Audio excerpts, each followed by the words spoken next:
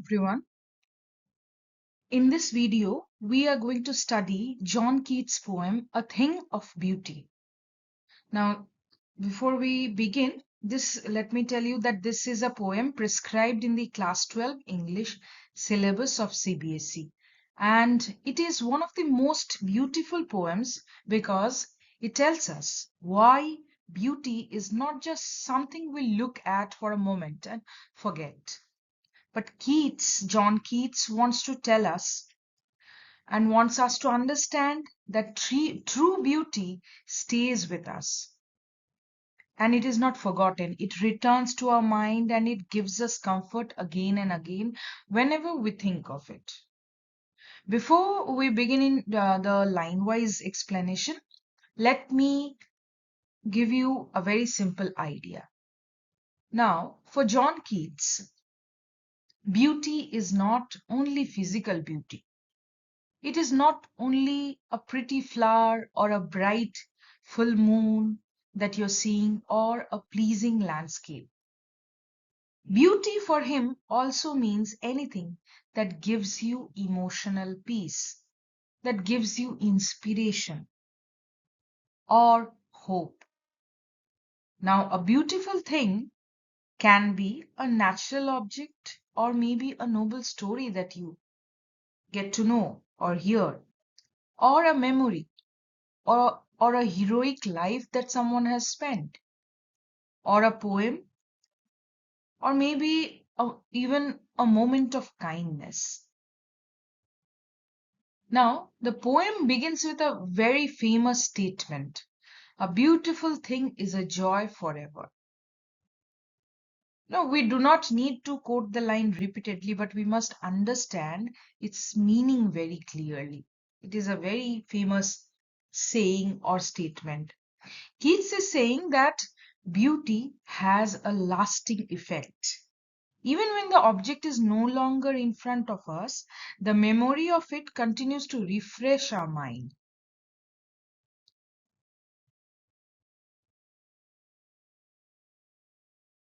Now, before we delve into the poem in details, let us understand Keats and the romantic idea of beauty that he has shared through this poem.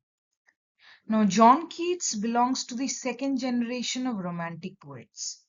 We all know that romantic poets, they valued imagination, emotion, nature, beauty, individual experience, and inner life of human beings. The romantic poets believed that the world should not be understood only through reason and logic. Feelings and imagination and response to the heart are equally important. They emphasized on these. Now, Keats is especially known as a poet of beauty. But we must be careful here when we say that Keats is a poet of beauty, we should not think that he escapes from pain.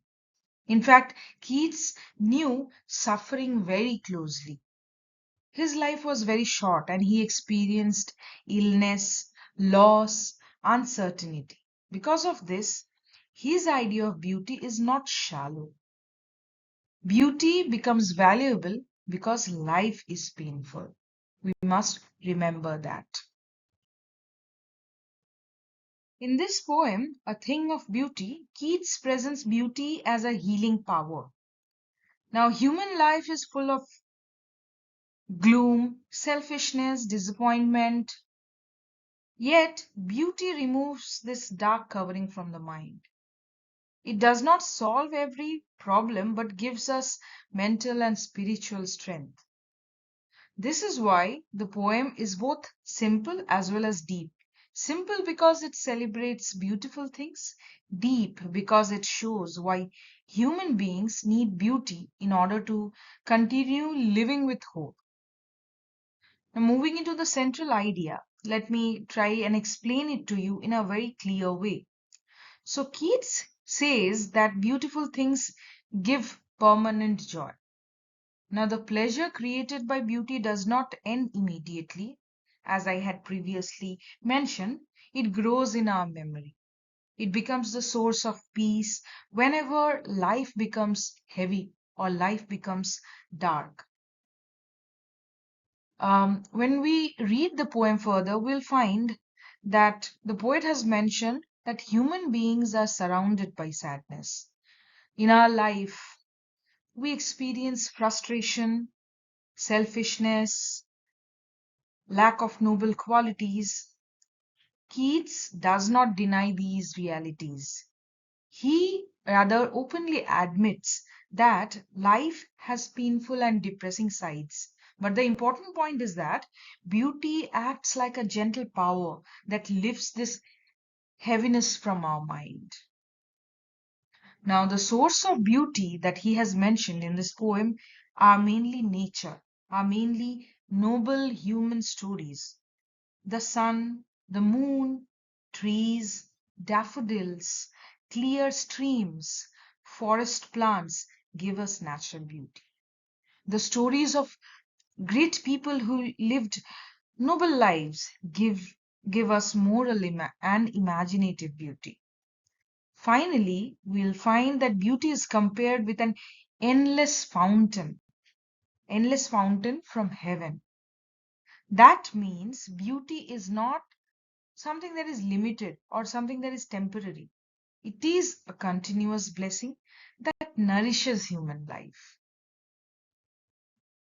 Now, let us begin with the poem. So, the poem begins with this line: A thing of beauty is a joy forever.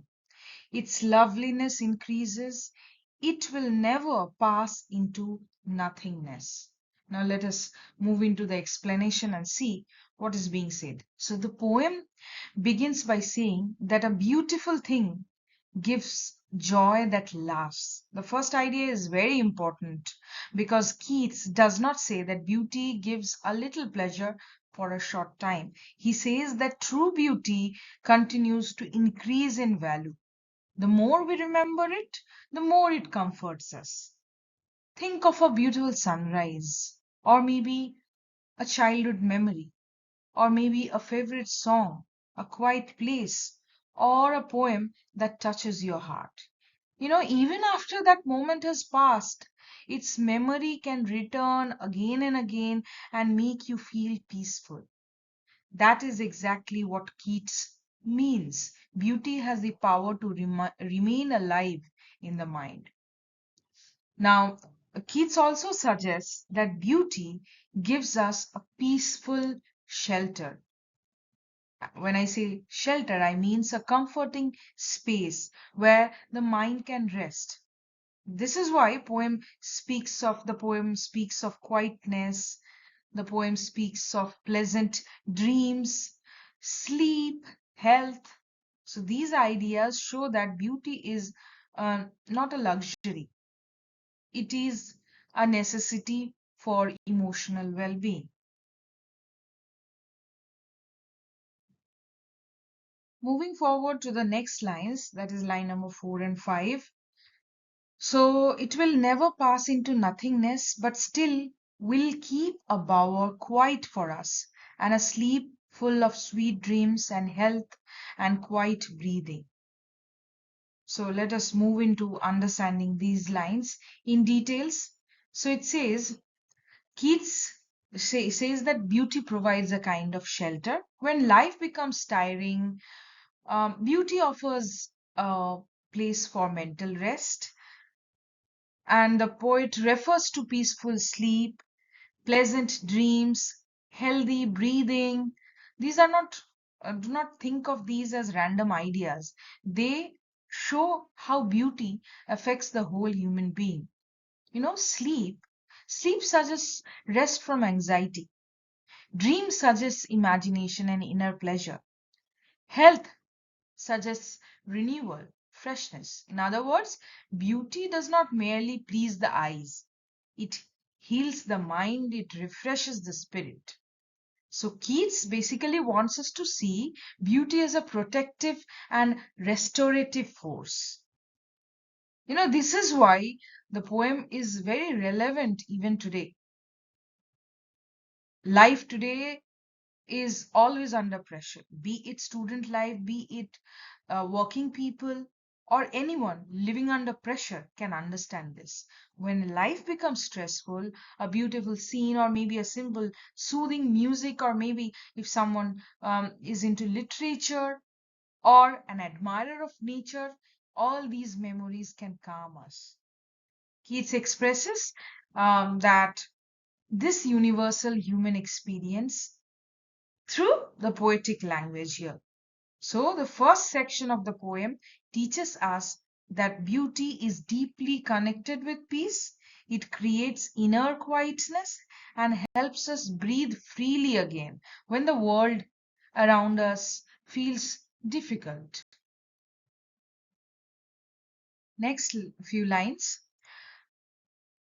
Therefore, on every morrow, are we wreathing a flowery band to bind us to the earth? Spirit of despondence, of the inhuman dearth of noble natures. So let's understand these few lines, that is line number 6 to 8. So now Keats says that every morning we bind ourselves to the earth with a flowery band. Now this is a very important imagery.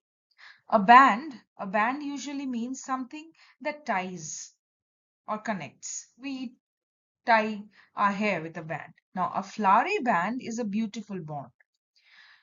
It is not something that ties us or imprisons us.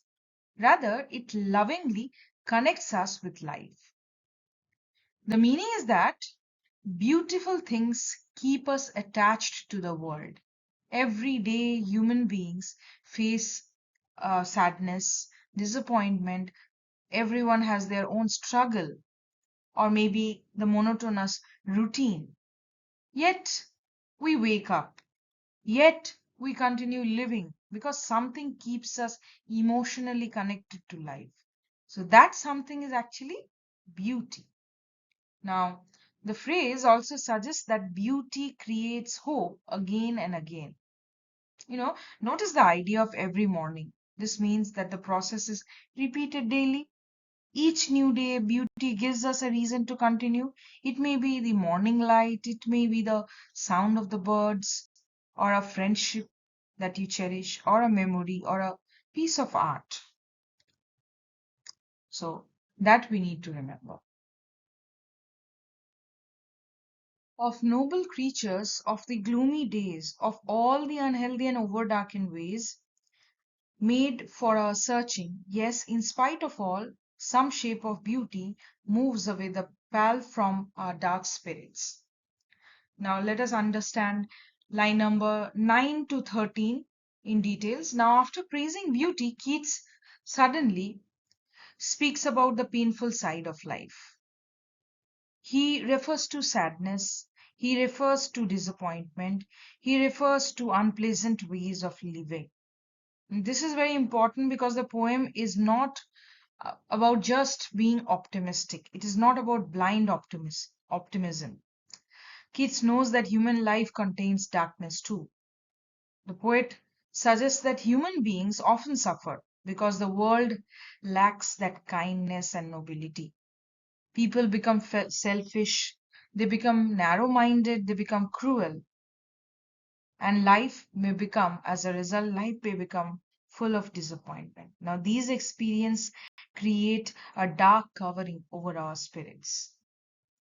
So, one very important phrase here is the idea of a dark covering or pall, P-A-L-L, pall, that falls over life. A pall is usually associated with death or mourning. So, Keats is saying that sadness can make life feel almost lifeless, but beauty removes the dark covering. So this part of the poem here in line number 9 to 13, it is a contrast. The poem creates contrast. On one side, there is despair and selfishness and gloom. On the other side, there is beauty, joy, and hope. Now, the contrast helps us to understand why beauty is so necessary, why beauty is so important. Beauty matters because it gives light in a world that becomes fully dark. Next few lines from 14 to 16, it says, such the sun, the moon, trees old and young, sprouting a shady boon for simple sheep, and such are daffodils with the green world they live in. Let us understand these few lines in details. So, um, Keats now begins to list down beautiful objects that seen in nature. For example, he mentions the sun, the moon, the trees. These are familiar things, but he presents them as a powerful source of comfort. The sun, it gives us warmth, light, energy. The moon, it gives us calmness, softness, and quiet beauty. Mentioning trees, he makes us remember that it gives us shade, rest, and also a sense of protection. Now, this is what romantic poetry is about. This is a typical way, or a romantic way of looking at nature. Nature is just not merely a background scenery. It becomes an active source of healing and joy. The sun and the moon, they connect us with the vast universe, while the trees, they connect us with the earth, with the life quietly around us. Now, the poet has also mentioned both old and young trees. This is also very meaningful. Trees suggest continuity. Some trees they have lived for many years, others are young and they are still growing. So, nature reminds us of life in all its stages. It gives us a sense of stability that human life often lacks. So, Keats presents nature as a treasure, as a house of beauty. See, he mentions very ordinary natural objects, but they become valuable because they refresh and support the human mind.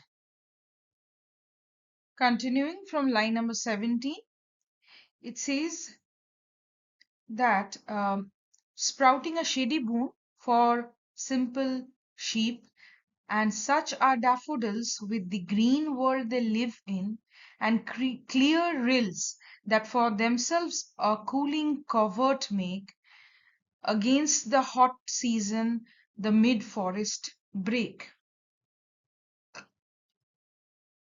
So let us move into details about understanding these line by line.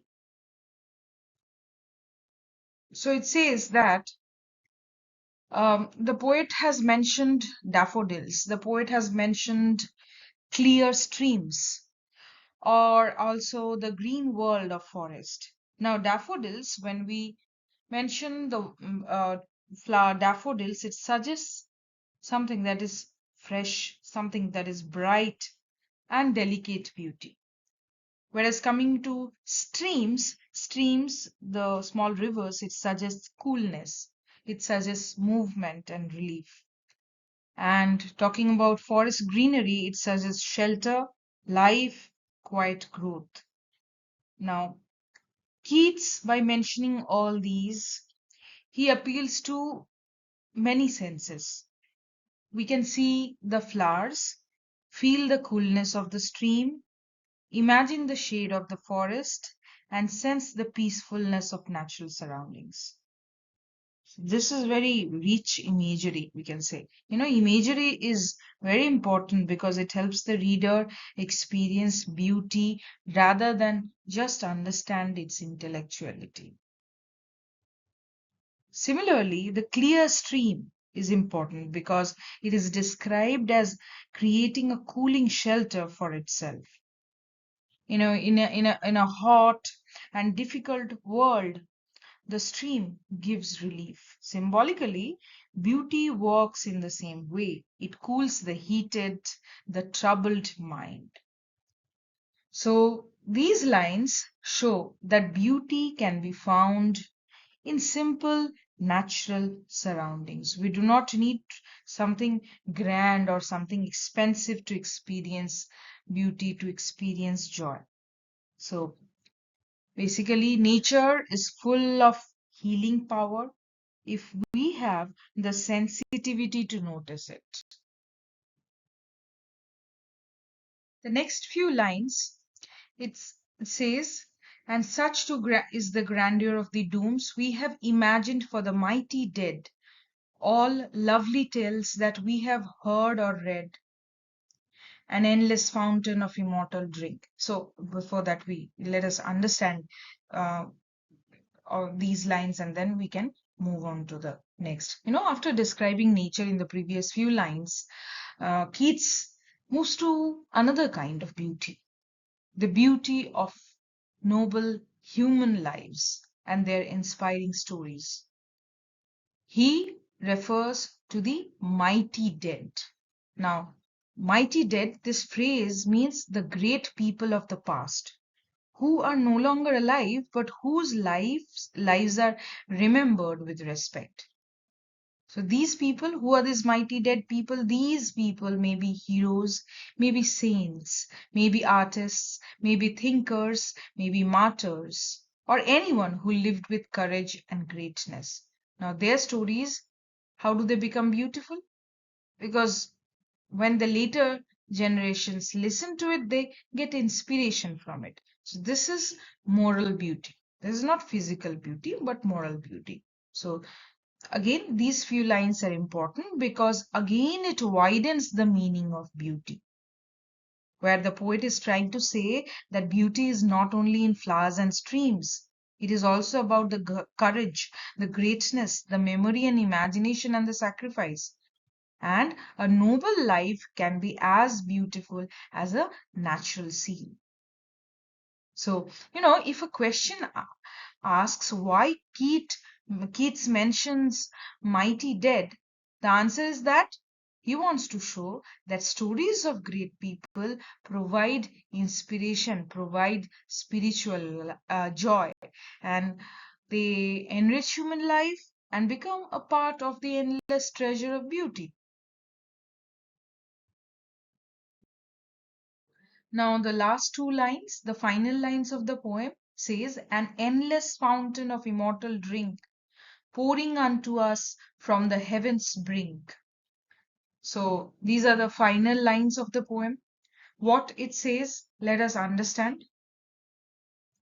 So, in this final part, Keats uses a very powerful image where the beauty is compared with an endless fountain that pours an immortal drink from heaven. Now, let us understand this very carefully. So, a fountain, when we imagine a fountain, it suggests water that is continuously flowing. It does not give only once, but it keeps on giving. And immortal drink suggests something that refreshes the soul and never loses its power. So Keats, through the use of these images, makes beauty almost divine. Beauty seems to come from a higher source, and it nourishes the human beings the way water nourishes the body. So this image kind of connects beauty with abundance also. There is no shortage of beauty if we know how to receive it. So the ending is important because it completes the movement of the poem. The poem, it started by saying that beauty is a joy forever, and it ends by showing beauty as an eternal spiritual source. So the beginning and the end, they support each other. And if we take the final message of the poem, it is very clear that beauty is permanent, healing, and almost like a sacred force. It helps human beings survive disappointment, sorrow, and it help them remain connected with life and feel that the world still contains joy, still has meaning. Let us now revise the poetic devices that has been found in the poem. Now, the first important device is metaphor. The flowery band is a metaphor mentioned in the first few lines of the poem for beautiful experience that connect us to life. The pall of gloom is also a metaphor for sadness and depression. When I am explaining all these to you, you must have the text in your hand so that you can understand clearly. The endless fountain mentioned in the final lines of the poem, it is also a metaphor for the continuous spiritual nourishment given by beauty. Now, the second most important device that we find in the poem is imagery. Keats has filled the poem with images, natural images basically. The sun, the moon, the trees, daffodils, streams, forest greenery. These images, they create a sensory experience. That's what imagery is about, sensory experience for the reader. Now, the third device that we find is symbolism. Natural objects, they symbolize emotional and spiritual values. For example, the sun symbolizes energy, the moon symbolizes calmness, the streams, they symbolize relief, the fountain, they symbolize everlasting joy. Apart from this, we also can find the poetic device contrast. Human life is shown as dark, disappointing, and full of sadness and gloom, while beauty is shown as bright, healing, hopeful. All these words you'll find. So this contrast is there. This contrast actually helps to strengthen the central idea of the book. Okay, now let me explain the themes of the poem that we have come across. Now, the first theme is the permanence of beauty. I had been, emphasizing on it right from the beginning. Keats believes that the true beauty, it does not fade. It does not fade from the mind. It continues to be there as a memory. It continues to give us joy through the memory and imagination. Okay, now the second theme is the healing power of nature. So, nature, we see that it gives peace, comfort, and emotional strength. And that is how, it becomes their romantic poetry also. The third theme is that of human suffering. Keats has mentioned that life is not only about beauty and joy, it has sadness, it has disappointment, it has pain. So only then beauty becomes valuable because it helps us. Beauty is valuable because it helps us to face these kind of realities of life. Okay, the fourth theme that you will find in the poem is moral and spiritual beauty, where the poet has mentioned the mighty dead through their lives, they noble lives, they have given us inspiring stories which are also beautiful. So beauty is therefore not only physical but also ethical and imaginative. And yes, the last and the final theme that you'll come across in the poem is that of hope. The poem tells us that whenever life becomes dark, beauty keeps pouring joy into the human soul. It pours joy into the human soul like an endless fountain. Briefly describe a few of the questions that you might it might get you exam ready actually. If you asked what the central idea is, you can just say that the poem presents beauty as permanent source of joy, and it removes gloom, it removes sadness, and gives us spiritual strength to human beings. And yeah, if you are asked about the flowery band, it means that it actually symbolizes beautiful things and experiences that bind us to life every day, despite sadness and despair. Thirdly, if you are asked why Keats lists natural objects like the sun, the moon, and the trees and the daffodils, you have to explain how these sun, moon, trees, daffodils, streams, forest, and greenery, they're examples of nature's beauty and how they refresh the mind and provide peace. One more important question that you might come across is if you ask about the mighty dead. So the mighty dead, they represent the great people of the past whose noble stories inspire us and add beauty to human history. And last, very important question is that about the endless fountain. Now, this endless fountain, it is actually a symbolism, the symbolism of eternal source of beauty that keeps on nourishing our soul. So, uh, finally, the poem actually says that beauty is a divine and continuous blessing. So, yeah, the final thing that we can take away is that Keats does not say that beauty removes all problems from life. He says that beauty gives us the strength, the hope, and joy needed to live through those problems.